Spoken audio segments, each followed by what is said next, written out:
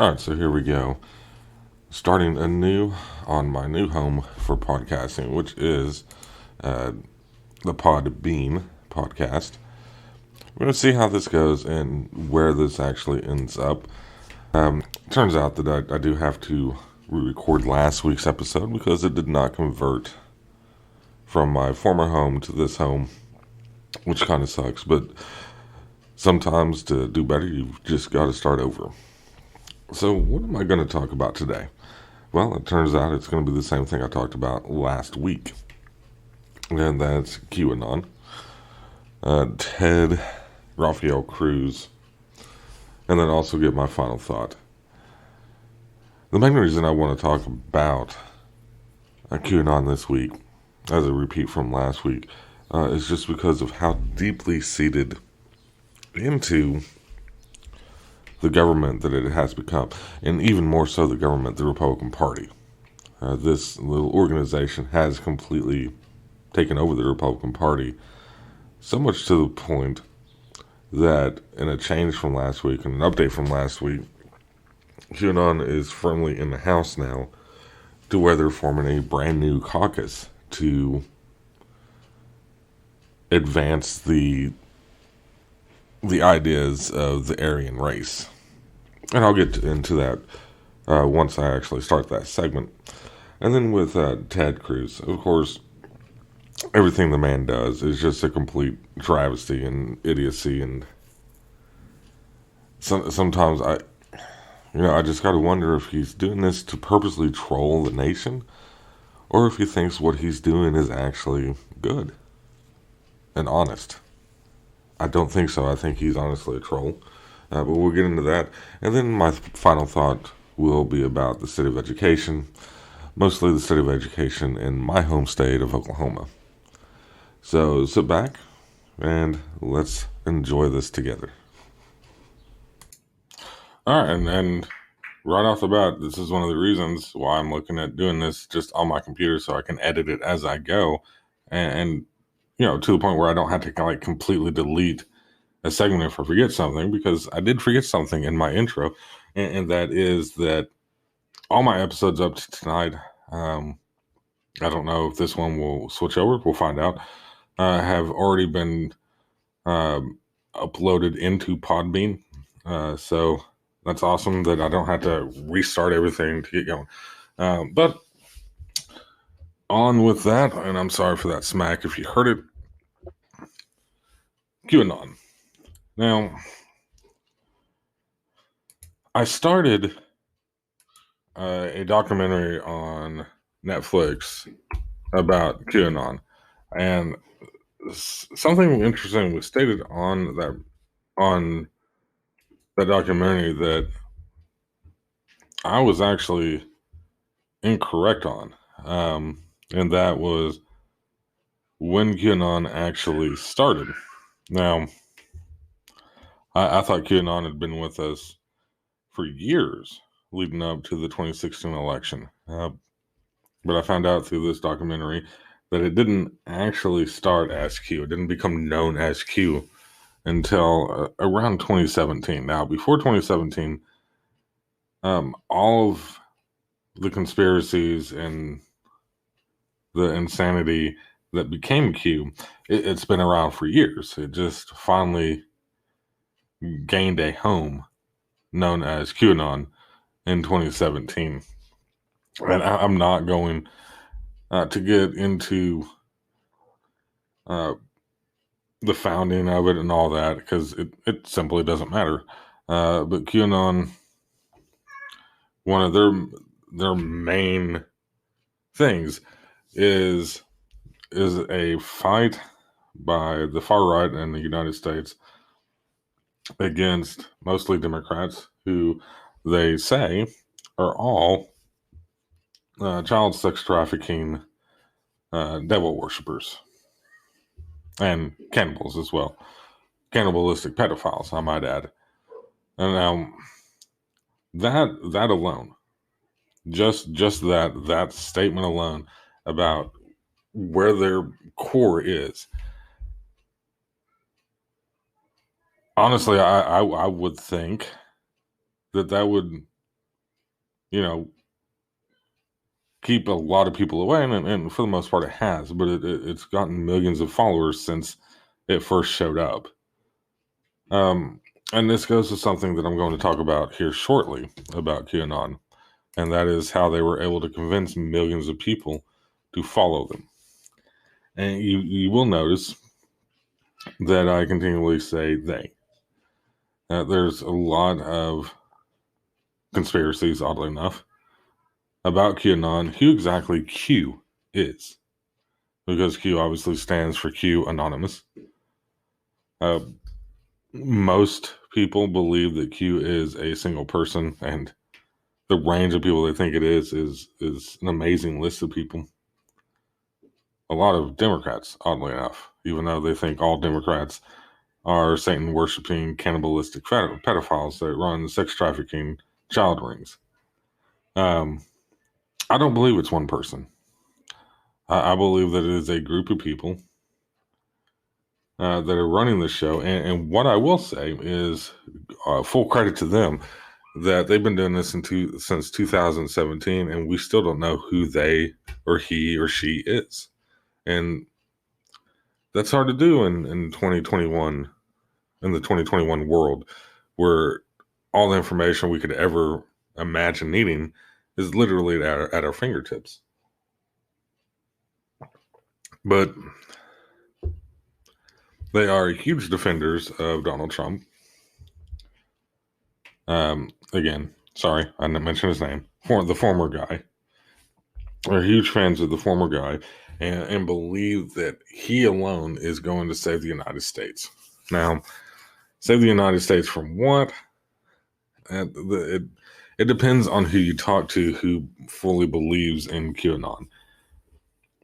One of the funny things I saw that was actually in the documentary that I was watching was a couple who professed to voting for Obama 2 times because they thought it was really cool to put the first black man in the White House, and then somehow decided to put an avid racist in right behind him.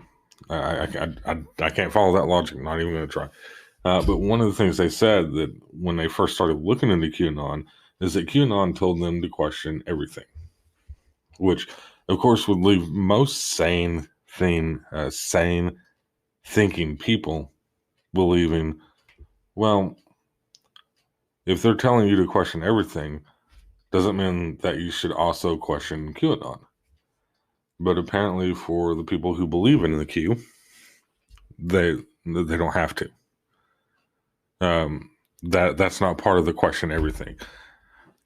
So what they actually mean by that quote is question everything else. Don't question anything you see with QAnon. And really, where this all started was just someone who was professing to be deep underground within the Washington establishment, sending out all these communiques. And here's the thing. They were predicting all these things that were going to happen. And people, you can go to YouTube. I'm not doing it. You can go to YouTube and find all sorts of videos of people trying to figure out what they were predicting. Every single one of the QAnon predictions has absolutely been false. Not a single one has come true.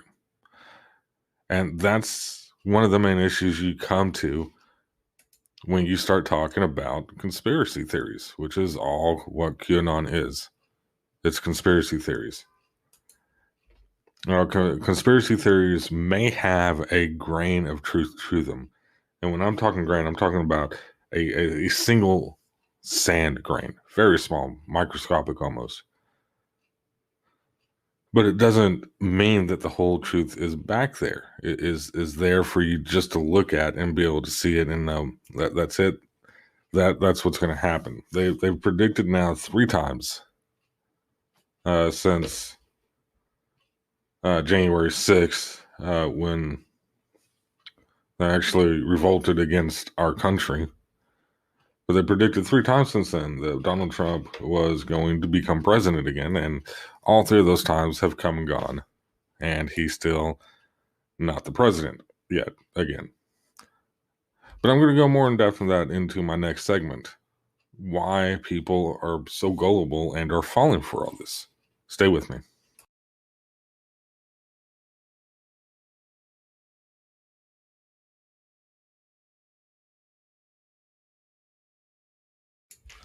So, how did QAnon or Q get millions of seemingly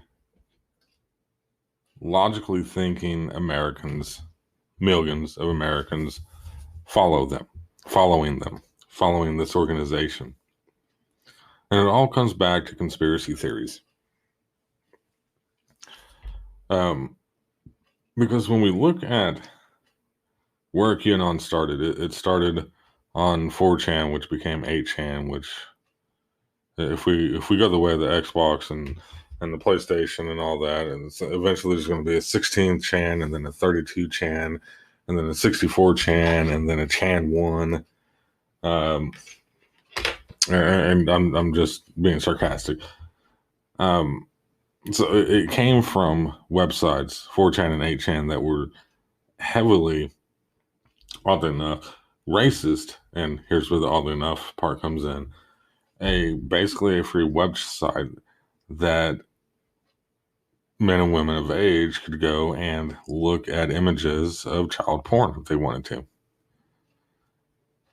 Yet it was Democrats who were doing all this.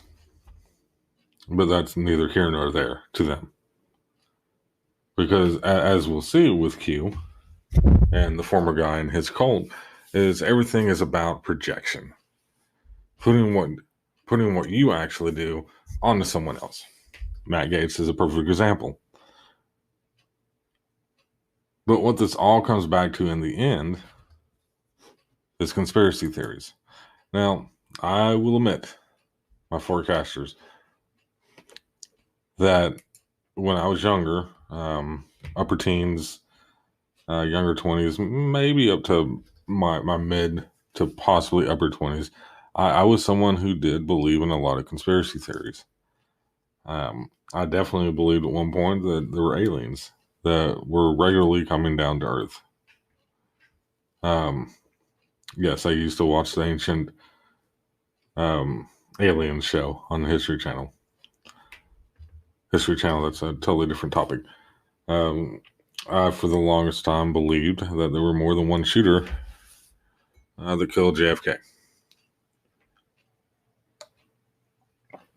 I also believed for the longest time, even after Timothy McVeigh and the conspiracy, that it was someone else. It was an actual group of people that perpetrated the Oklahoma City bombing. But something strange happened as I grew up. I matured a little bit, and I realized that a lot of the conspiracies that I was believing in were bull. And here's why they're bull. I said it in my previous segment that most conspiracies have a grain of truth to them, but it's a very small grain. And then what happens with a conspiracy theory is whoever's pushing that theory basically tells you what you want to hear. That way you are much more susceptible to believing in that conspiracy theory. You believe that there was more than one shooter that killed JFK. There's plenty of conspiracies out there that tell you that there were. You don't believe that anyone has ever landed on the moon. There are plenty of conspiracy theories out there that tell you that, of course, we never landed on the moon. You believe that 9/11 was an inside job by the Bush administration to bolster his popularity. Plenty of conspiracies out there to tell you that you're right. And then one of my favorites, you don't believe that the earth is round. You believe, in fact, that it is flat. There's plenty of conspiracies out there to tell you that, of course, the world is flat. And here's the thing with conspiracies. That small grain of truth with the JFK assassination, there's no way to some people that someone who was not that skilled at sharpshooting should have been able to pull off 3 shots that killed JFK. in the person of Lee Harvey Oswald. There is a grain of truth to that he was, in fact, not a great sharpshooter. But it doesn't always take someone who is perfect at doing something to pull off a crime. There is a grain of truth that there were some questions, some issues about 9/11, but nothing major enough to suggest that it was an inside job.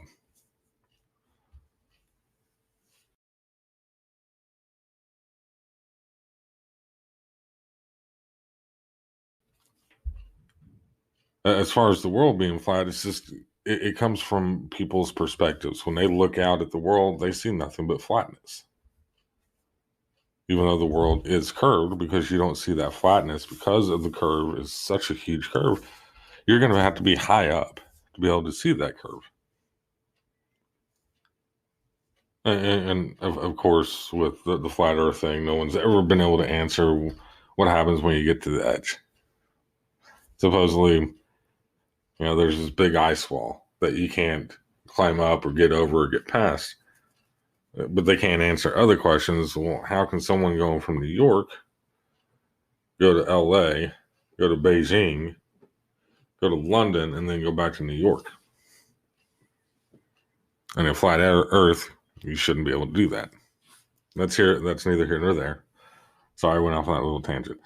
But that's what QAnon fully develops itself on, fully pushes out there, are just these small bits of things that possibly could be true. And then they blow it all out of proportion. The one I remember the most, and this wasn't actually QAnon, but this is something that they took into QAnon, was in 2016, possibly early 2017. I'm actually looking right now. It was October 2017. It was called Pizzagate. Pizzagate came before, sorry. If we all remember Pizzagate, this was the conspiracy that Hillary Clinton was running a pedophilia, sex trafficking ring from the basement of a pizzeria known as Comet Pizza, which is outside of Washington, D.C. But it was believed that she and several other high people in Washington were running a sex ring out of the basement of that place. People believe this so much that a man took it into his own hands to go shoot up the place to end that sex ring. Here's the only problem. Here's where the grain of truth is. Yes, there is a Comet Pizza. There's no basement to that place. Never was. But it doesn't matter because people wanted to believe that about Hillary Clinton. So it didn't matter to them that there wasn't a basement in this place. They knew it was true. Q keeps telling us that all these people have been arrested. Hillary Clinton, Bill Clinton, Barack Obama, Michelle Obama. They've all been arrested. They're no longer around. Even though our eyes tell us that they are. And that's what Q lives off of.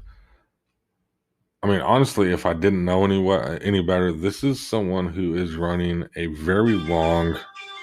Sorry, that's my ESPN on my phone. Is running a very long con job on millions of people in the United States. Because it's really hard for me to believe that someone is pushing all this out and fully believes everything they're pushing out. So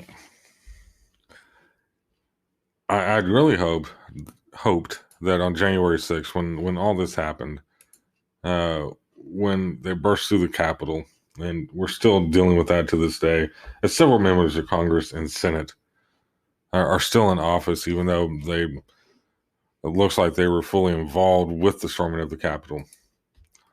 We're just going to have to see where Q goes. Because the great Savior, the former guy, he's not coming back in office anytime soon. and definitely not in 2024.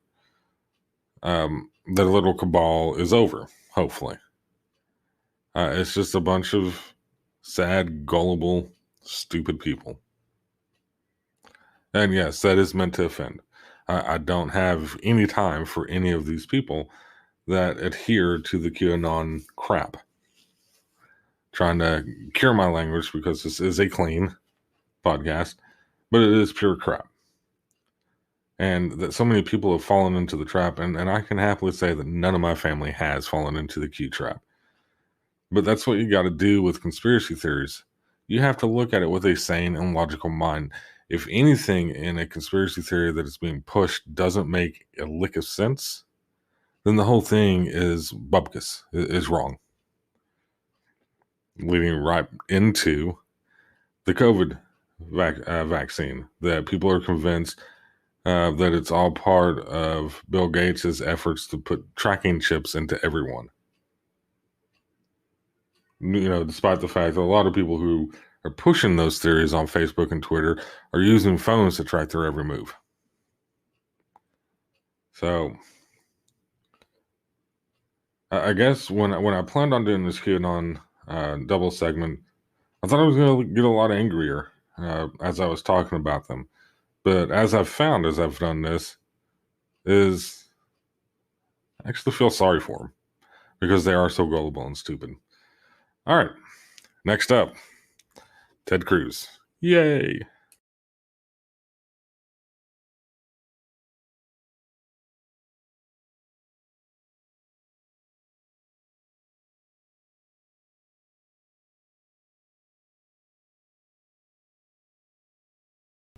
So it does appear that I was able to do some editing and get last week's podcast integrated into this week's podcast. So you're actually going to hear some things from, pardon me for the phone interruption, some things from last week's episode into this week's episode, which is why at the beginning of the first QAnon segment, you hear me talking about some of the issues I was having making my episode last time when I would make some mistakes and have to redo them. But anyways, here I am with myself into a fourth segment with QAnon, and that's only because of a new caucus that has been formed in the House. And I'm just bringing up that information because I want to make sure that I get it correct. Specifically the 4 people who are involved in this new caucus. I think it's up to 5, actually. You may have heard this, you may not have, but Marjorie Taylor Greene, fun-loving Marjorie, who is best known before coming to the House to going after victims of a mass shooting as they were in Washington and claimed to their faces that they were actors and that it never happened. She did get herself elected to the House because she was really the only person who ran in that particular district. So we have Marjorie Taylor Greene, Louis Gohmert, who is from Texas. I really can't explain Louis Gohmert well enough to make you understand about who this person really is, just how disgusting he is. Paul Gosar, who I believe is also from Texas, who is now claiming that there was no insurrection on January 6th. We all know that's not true. Barry Moore, I don't know much about him. And then Matt Gaetz has also signed on to this new caucus. I guess he's just trying to keep himself relevant while he's facing these charges of, trafficking minors for sex. But they formed this new caucus in Congress. They're calling it America First. The America First Caucus. And its main goals is a call for common respect for uniquely Anglo-Saxon political traditions, and also, in a weird twist, a return to architectural style that befits the progeny of European architecture. To put this a little bit more simply for you, They have literally formed a whites-only and first caucus. She hasn't joined yet, but you can expect Lauren Kubert, to join probably really soon. This is just... Sorry for that interruption. I don't know why the mowers are out at 9:40 on a Saturday morning. My apologies for that. We're going to see how far this goes and how many members join. I mean, honestly, I think quite a few of the House members will probably join this on the Republican side. This all goes back to QAnon. These are people who are deeply entrenched in QAnon and pushing white values over every other value, every other race. And sorry for that interruption again. Hopefully the mowers have moved on a little further. I don't remember what my thought on was this, but here's the thing for me. This is going to grow as a caucus. There are going to be many members who join this from the Republican Party because QAnon and the far right have taken over the Republican Party. And they're going to do their utmost to try to disrupt the House proceedings as much as possible. They've already done this.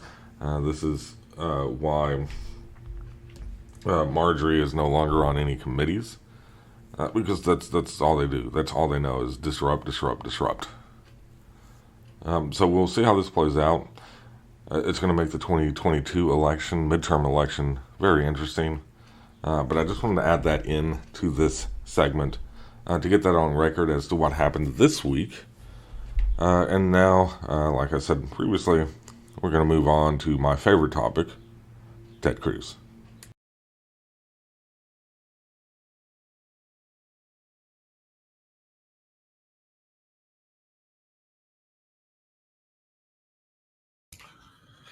So, Ted Rafael Cruz, I thought this might be kind of a short segment because I was just going to focus on one thing. And then I went on Twitter actually trying to find that one thing. And it turns out that like I mentioned at the very beginning, this man is a gold mine for just stupidity in action. Now, we all remember when Texas was in a deep freeze and had ice storms and snowstorms, and millions of Texans had lost power. And during all of that, Rafael Cruz's top priority was taking his family to Cancun. Now, funnily enough, I don't know if that's a word. But funny enough, when he was leaving to go to Cancun, he was wearing a regular face mask because apparently he didn't think anyone would know that he was actually leaving. And then, of course, he got caught and had to come back the very next day, which his camp claimed that this was the plan the entire time, which is just idiotic to even try to push that out. But coming back, he suddenly had a mask on that had the Texas state flag on it. Mm-hmm.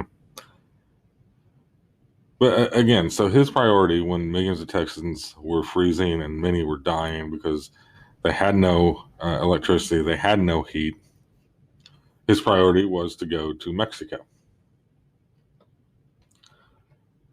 Well, it just so happens this week he tweeted out in response to Vice President Harris going into a kind of like a candy shop and getting some candy from a local store, and that the press secretary had to answer that question. And says, well, sometimes the vice president does deserve a snack. And Ted Dumbass Cruz tweeted out priorities. I guess as his way of slamming Vice President Harris for daring to go into a local business to get a treat for herself. Again, this is just me, but guy leaving his state to go spend some days in Texas or in Mexico while his constituents are dying of freezing cold, or Vice President Harris going into a local store to get treats. I think I'll take Harris on this one. That's where I thought this was going to stop, and I could just kind of freebase off. That was not a good word. Freelance off of that for a couple of minutes. But then again, I started looking at his Twitter feed today, and as my brother Will stated on his Twitter this week, that Ted Rafael Cruz has turned into nothing more than a Twitter troll. He's not even a U.S. Senator at this point. Some of the things that he puts on Twitter, he keeps calling migrants that are coming into the United States as illegal aliens. And, again, human beings aren't aliens, and they're not illegal. Illegal alien is a racist term, but he thinks it's fine to use that. He also talks about Biden's action this week, because Congress clearly is never going to do anything to try to stop, or at least curtail. You're not going to be able to fully stop it, but at least curtail, the mass shootings that have just gone rampant over the last few weeks. And he takes to Twitter and says that Democrats are doing everything they can in their power to take away your right and his right to own a gun. And sorry, Ted Liar Cruz, that's not what's happening. I mean, you can put that out there because your moronic followers will believe that, because they'll believe anything. But that's never been the goal of anyone who champions safe gun laws. It's never been about taking the guns out of anyone's hands. It's about preventing the guns going into the hands of those who are going to use it for the worst possible reasons. And here's one of the myths, one of the conspiracies that comes out of this is, well, the gangs, code word for black, and criminals, then they don't follow the law anyway, so they're going to get those guns. Well, here's the thing about that. All these mass shootings that have happened in the last 20 years or so, since the assault rifle ban went away, none of these mass shootings in the United States has ever been perpetrated by a gang or a quote-unquote criminal, because criminal is never defined.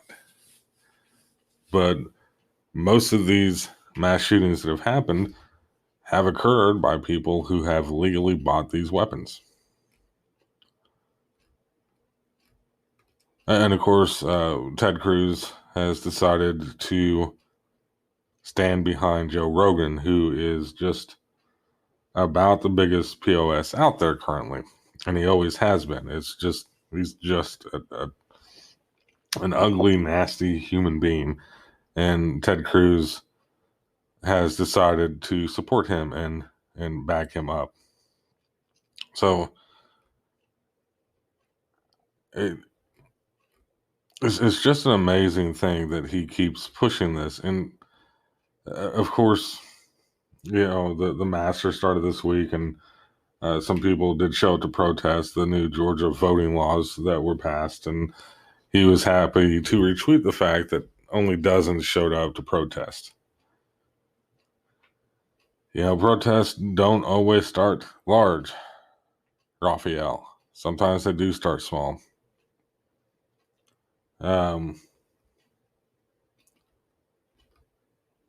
this is why I'm kind of trying to make this a weekly thing, because he never fails to trip over himself to insult or attack someone. And let's be straight about this. He never really did this until he saw the former guy get away with it and get elected president.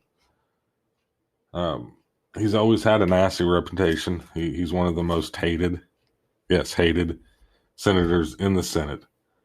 But he was never ugly or nasty about it until he got beat down in the presidential election of 2016 and lost to the former guy.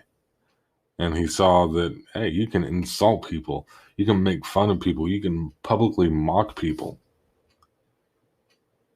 And people will support you. Because, he's gearing up for 2024. And he is going to play 2024 as nasty as possible. Because he's already started it.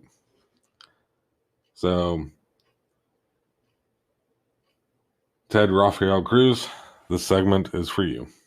Stay tuned.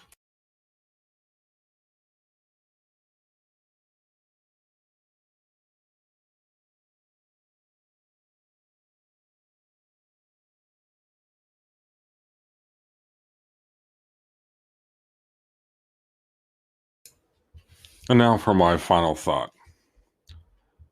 As you all know who listen, I am a teacher. And this past week and this week, we are going through state testing.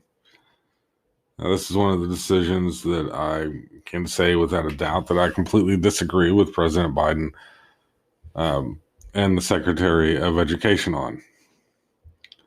We went last year without state testing for a very good reason, because of the pandemic.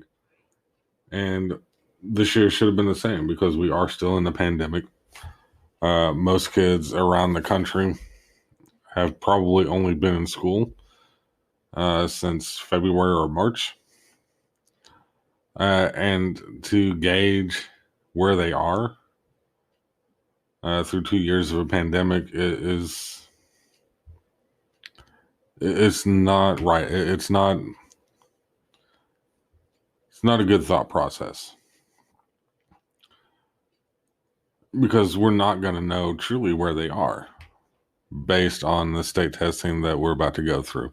And my fear, especially in Oklahoma with Governor Stitt, is that he is going to use this information to punish larger, more diverse school districts in the state, mine included, because the scores are just not going to be good. And it's not the fault of the teachers, and it's certainly not the fault of the students. But that's the way Republicans work. They want to see information. They want to see the information they want to see to help push their cause. And right now, Governor Stitt's cause is to hurt public education as much as he can and destroy it if he can. And he is going to use the information that comes from the state testing to probably take a lot of funding away from the two largest school districts in the state, Tulsa and Oklahoma City, which are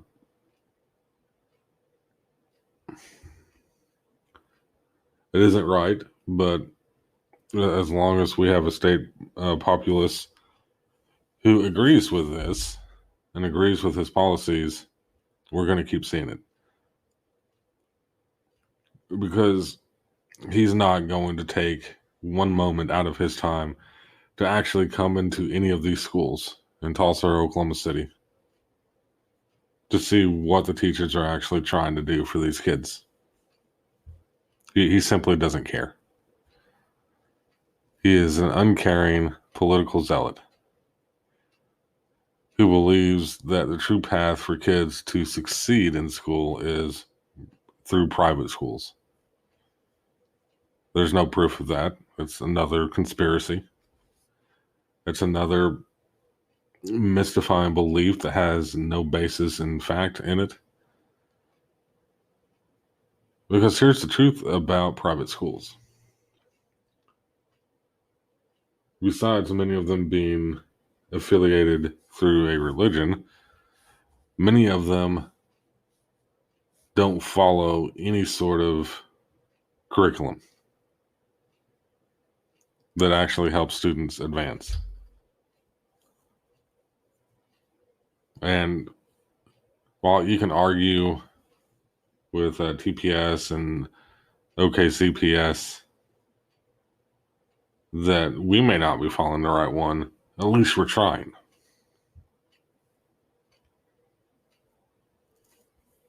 I teach fifth grade, and I've got many fifth graders who struggle to read on a third grade level, let alone a fifth grade level. but we are expected to go into that classroom every day and do everything we can to get them up to the 5th grade level.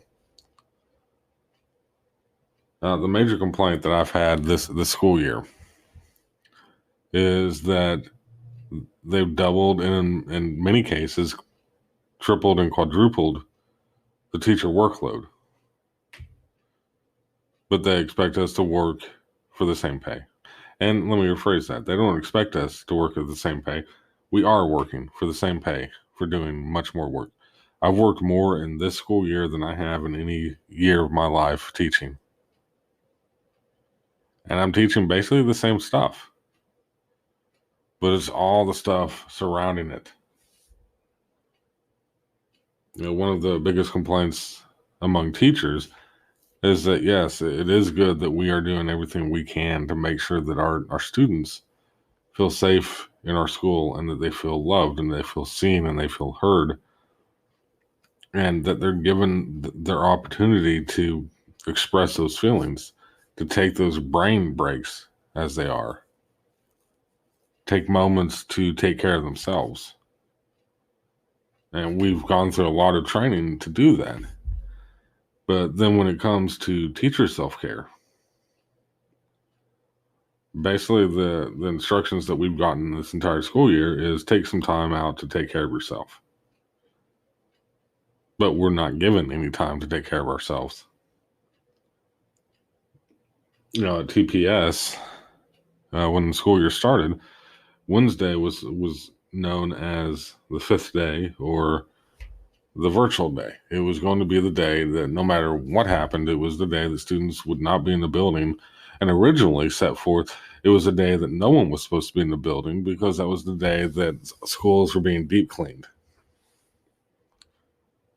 But somewhere along the way, it was decided not to do that at all. Still, students aren't coming into the building, but I'm in PD most of the day. And for those not in the know, that's professional development. And I don't mind professional development. But give me some PD that's worthwhile. That's worth the time. That makes sense in the situation we're in. And instead of reteaching us stuff that we've already learned. I don't mind. I've never minded getting new information. If there's a better way to teach this, absolutely teach me how to do it. But don't give me stuff that I already know. And act like it's something new, because it's not something new. It's the same old stuff, just repackaged. And I say that as an irritated and tired teacher. We've got 36 days left in school, I believe. And it's going to be a rough road to hoe. We finish with this state testing. Then we have MAP testing, and then we have another form of testing. I don't mind testing at all, or use the correct term here, assessments. I don't mind doing that. It does give me some insight on where the students are at the moment. And that's the way that I've always used it. But that's not the way that the higher-ups use it. And this all started with No Child Left Behind, which actually found a way to punish teachers if their students weren't excelling on test. Now, here's the big secret that a lot of people, especially politicians, don't want you to know, is that a lot of tests that are out there are biased. White kids in the suburbs will be able to take these tests and do well on them because a lot of the questions that are on the test are stuff that they've experienced. But you go into the city, you go into the urban areas, you go into areas where the school body is a lot more diverse. And a lot of those situations are situations these kids have never seen before. The first unit that I taught out of last year was all about this boy and a horse that he rode for the summer.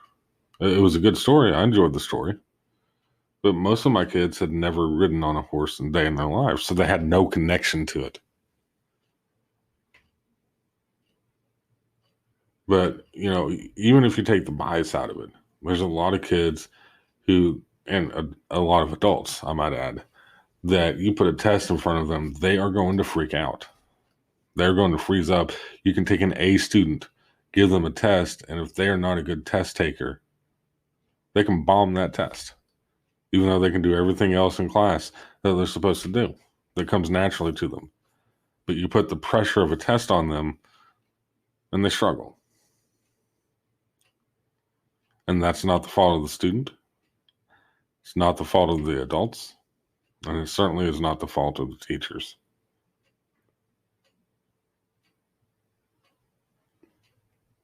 I am, at this point, thinking about what next year is going to be like. It's going to be interesting.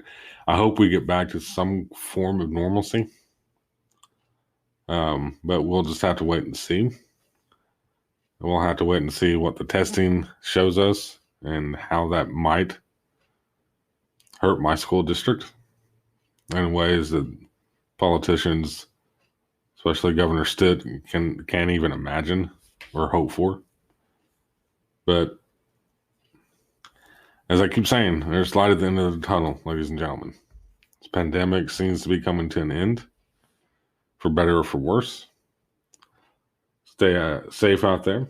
Continue to stay 6 feet apart, as long as we're being told to by the scientist. Keep wearing your mask as long as we're told that it's the best thing to do. And keep your heads up. We're getting there. Have a good night, ladies and gentlemen and forecasters. And happy trails.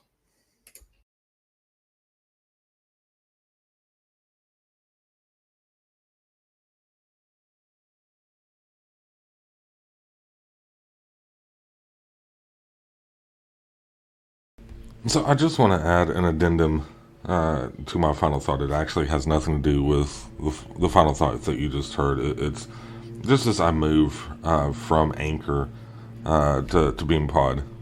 Did I call that right? See, I'm still learning about it. Podbean. See, I got it backwards. As I move to Podbean. Here for a while, it's going to, and I'll even incorporate what you're probably hearing in the background into my final thought is, why do they mow so early in the freaking morning on a weekend? I don't know who came up with that. I can't, honestly, I can't wait for the guys to come around and weed eat, because that's even louder than the mowing. But as I work through this, because I'm doing most of the legwork on this myself, instead of having Anchor do all the work for me. I'm having to do all the splicing and editing and putting things in the right spot, making sure there's spaces so segments don't overlap. And of course, hopefully beginning next week, I'll be doing this all on my own, so I'm not having to splice old episodes into new episodes. But this is going to be a process, and I just ask my listeners, my faithful forecasters out there, just to, give me patience on this. This is going to be a process for me doing this, but I'm looking forward to it. I have a little bit more control over what my podcast sounds like. One thing, until I actually get it figured out, you're not going to hear, and with the mower, I keep losing my train of thought, so I apologize for that. But it's going to be a process. I do think there it is. The background music. I think I know how to do it, how to get it incorporated in. But for now, I'm not going to. We'll just see how it goes. But again, I do thank you for following me over to BeamPod. There's a Podbean. See, I'm going to get Podbean. So with that final thought, I wish you all well. Hope you join me next week. This is the Press Forecast. Michael Hendricks signing off.